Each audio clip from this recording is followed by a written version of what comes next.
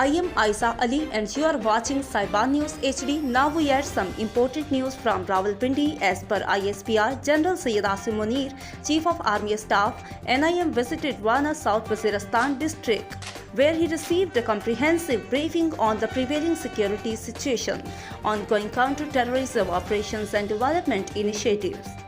During his interaction with officers and troops, Chief of Army Staff appreciated the high level of preparedness and exceptional morale to counter hostile threats.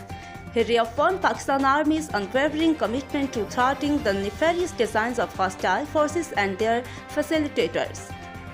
Chief of Army Staff paid heartfelt tribute to the security forces and law enforcement agencies who have made ultimate sacrifices in the line of duty.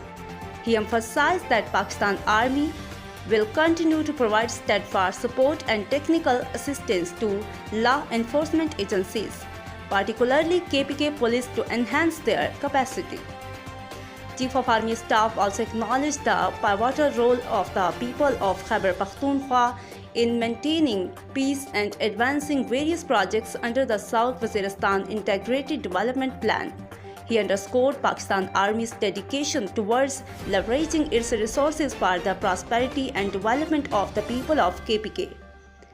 Furthermore, Chief of Army Staff expressed gratitude for the tribal elders' invaluable support in combating terrorism and their unwavering backing of Pakistan Army. Upon arrival, Chief of Army Staff honored the martyred by laying floral wreath at the Shuhada Monument. Chief of Army Staff was warmly received at Wana by Commander Peshawar Corps. For more updates and news, like and subscribe our channel Syed News HD.